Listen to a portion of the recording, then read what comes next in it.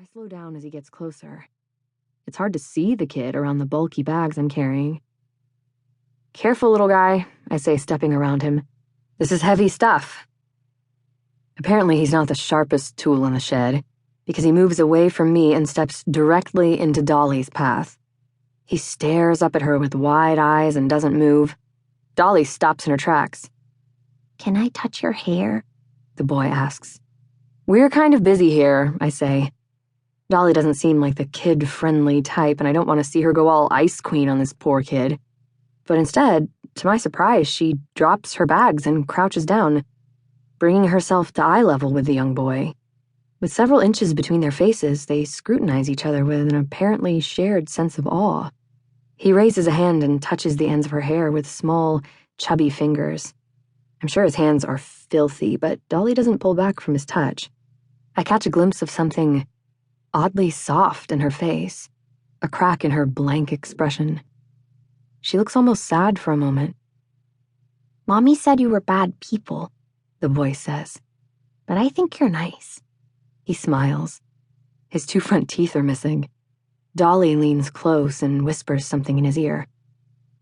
A surprised expletive alerts me that the boy's mother has noticed his disappearance. She looks around frantically, homes in on us, and rushes over, her eyes wide and fearful. "Jimmy," she hisses, grabbing the boy by the hand and yanking him away. She pulls him behind her and backs away from us. Her suspicious eyes flit back and forth between Dolly and me.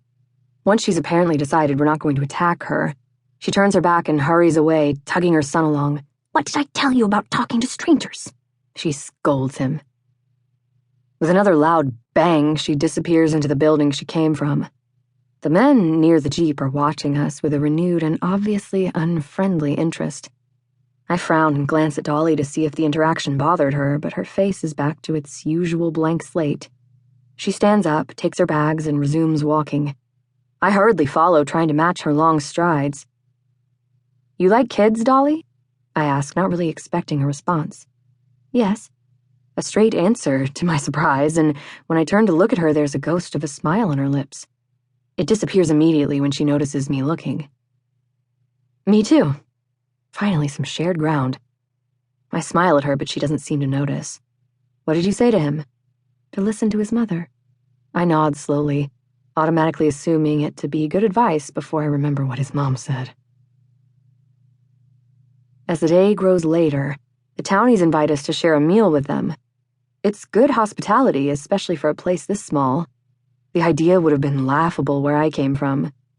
Even after living there for a couple of years, I wouldn't get fed unless I got enough work done during the day. I'm grateful for the generosity, and yet something about this place is definitely rubbing me the wrong way. Nobody says anything openly, but everyone gives us these weird sideways glances and dirty looks. It's gotten even worse since this morning. Part of me wonders if it's Wolf and Dolly specifically they're suspicious about.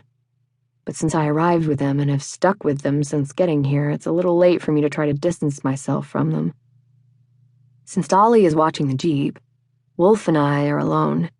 The townies light up trash can fire pits, place sheets of metal over the tops, and set aluminum cans of food on top of those. They cluster around the trash cans as the sun sets and the day's warmth slips away. Wolf and I stand apart from them. I can barely feel a hint of heat from this distance and have to rub at my arms to keep from shivering.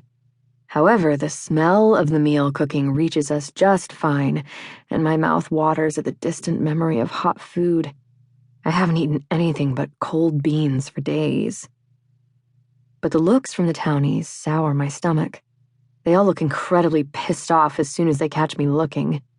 I can read the accusations in those stares. Strangers, untrusted, unwelcome. I'm particularly familiar with the latter. In the wastes, you have to fight for your right to exist. "Are you sure we're invited?" I ask, turning to Wolf and trying to ignore the stares. My stomach churns with a familiar discomfort. I didn't leave my last town just to become an unwanted mouth to feed again. At least Wolf doesn't seem to mind my presence.